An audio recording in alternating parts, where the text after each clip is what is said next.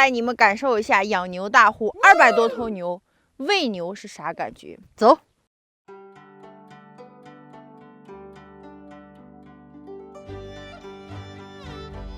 看看李鹏这现代化喂养工具，哎，我也干一会儿活吧。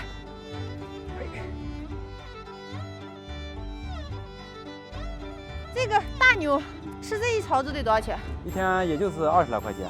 他们喂奶那些会不会给多喂点东西？那个是另外配的一种，那个是。他所谓的精料就是啥？玉米粒或者玉米链儿这种实实在在的东西。对，就是是的。然后他所谓的不精就是草，草就是这种。对，就是它这里面是拌玉米面，它那个下了小牛的那个给它补贴点玉米粒。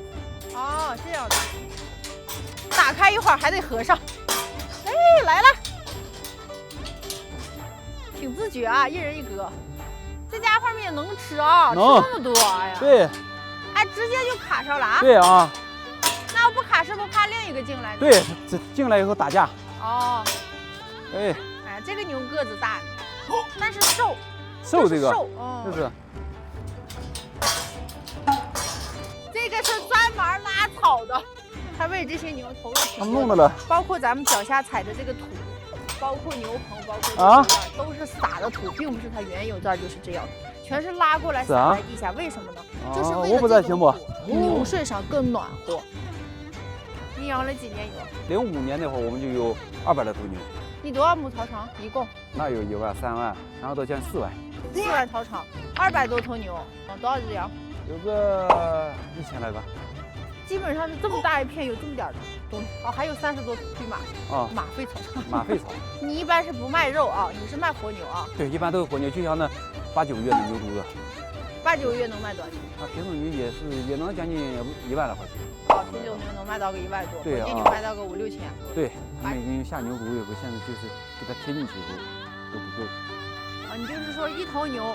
下一个牛犊，第2年卖到5、6千不够，它头1年吃的东西不够，那就是。李成本来今年总结处理掉一大部分，前段时间不是咱们封控了吗？对，没出去货，然后快递寄不了的情况下，所以它都留下了，又喂1年。对，是的。还有就是，如果要是一下大雪盖住，牛一口吃。一口吃不上，你干脆你就一天喂的2顿嘛，咱们这个早起1顿，晚上1顿。像这个，去年雨水不好，没有草，你看这牛瘦。但是今年就空了，我就亏损这个就，对，干脆就往里贴，我就没有收入这个。